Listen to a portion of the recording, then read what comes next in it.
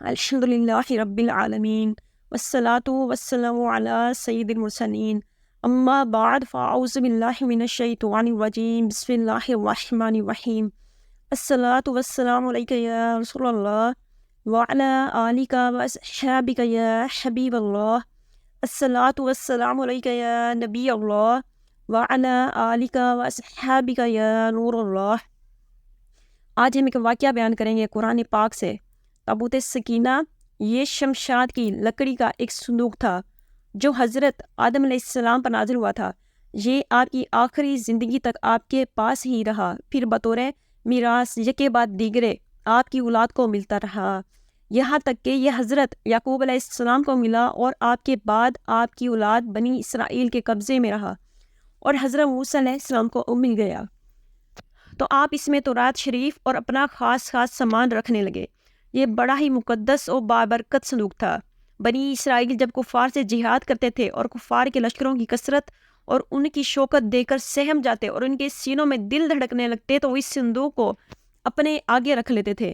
تو اس صندوق سے ایسی رحمتوں اور برکتوں کا ظہور ہوتا تھا کہ مجاہدین کے دلوں میں سکون و اطمینان کا سامان پیدا ہو جاتا تھا۔ مجاہدین کے سینوں میں لرزتے ہوئے دل پتھر کی چٹانوں سے زیادہ مضبوط ہو جاتے تھے، اور جس قدر صندوق آگے بڑھتا تھا آسمان سے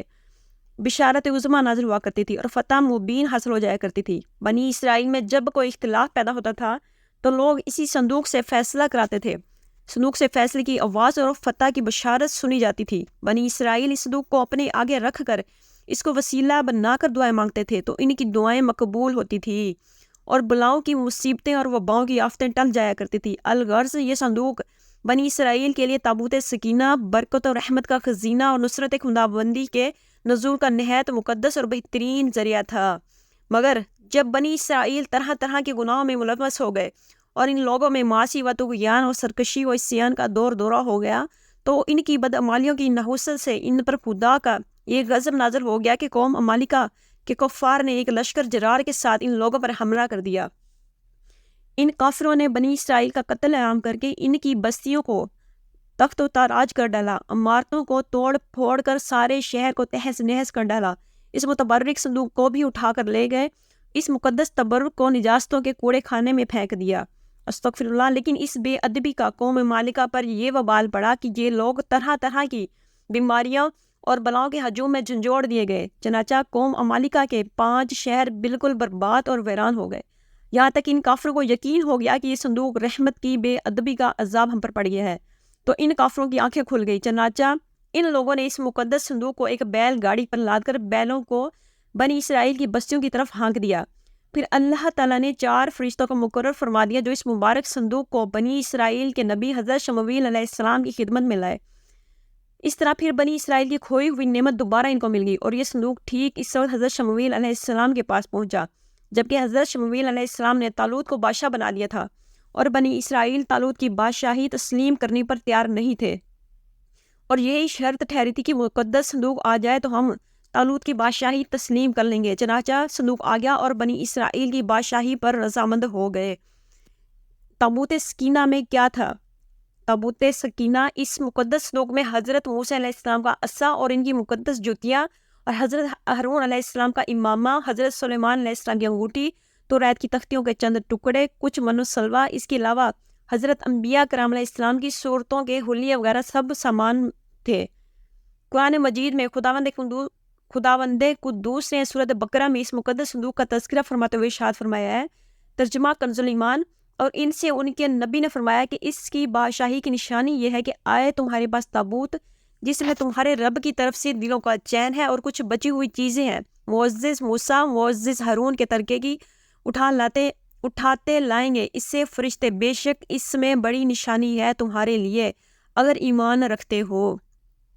درس ہدایت بنی اسرائیل کے صندوق کے اس واقعے سے چند مسائل و فوائد پر روشنی پڑتی ہے جو یاد رکھنے کے قابل ہے۔ معلوم ہوا کہ بزرگوں کی تبرکات کی خداوند قدوس کے دربار میں بڑی عزت و عظمت ہے، اور ان کے ذریعے مخلوق خدا کو بڑے بڑے فیض و برکات حاصل ہوتے ہیں۔ دیکھ لو، اس صندوق میں حضرت موسیٰ علیہ السلام کی جوتیاں اور آپ کا عصا، حضرت ہارون علیہ السلام کی پگڑی تھی، تو اللہ تعالیٰ کی بارگاہ میں یہ صندوق اس قدر مقبول اور مکرم و معظم ہو گیا کہ فرشتوں نے اس کو اپنے نورانی کندھوں پر اٹھا کر حضرت شمویل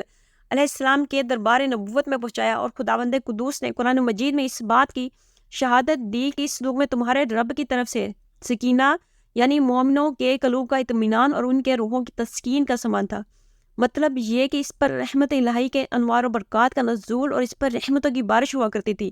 تو معلوم ہوا کہ بزرگوں کے تبرکات جہاں اور جس جگہ بھی ہوں گے، ضرور ان پر رحمت خداوندی کا نزول ہوگا، اور اس پر نازل ہونے والی رحمتوں اور برکتوں سے مومنین کو سکون قلب اور اطمینان روح کے فیوز و برکات ملتے رہیں گے۔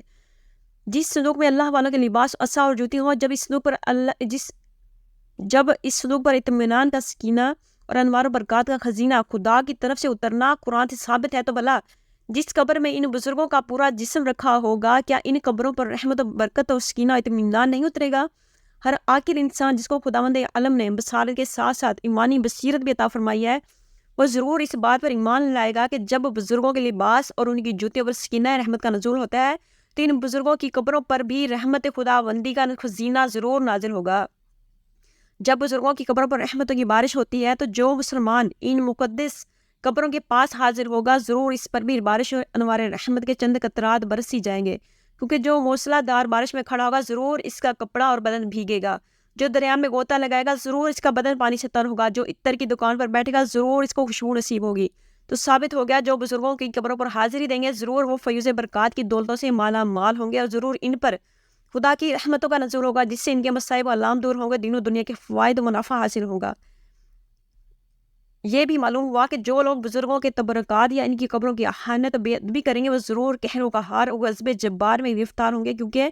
قوم مالکہ جنہوں نے اس صندوق کی بے ادبی کی تھی، ان پر ایسا قہر الہی کا پہاڑ ٹوٹا کہ وہ بلاؤں کے ہجوم سے بلبلا اٹھے، اور کافر ہوتے ہوئے انہوں نے اس بات کو مان لیا کہ ہم پر بلاؤں اور وباؤں کا حملہ اسی صندوق کی بے ادبی کی وجہ سے ہوا ہے۔ چنانچہ اسی لیے ان لوگوں نے اس مقدس صندوق کو بیل گاڑی پر لاد کر بنی اسرائیل کی بستی میں بھیج دیا، تاکہ وہ لوگ غضب الہی کے بلاؤں کے پنجہ قہر سے نجات پا لیں۔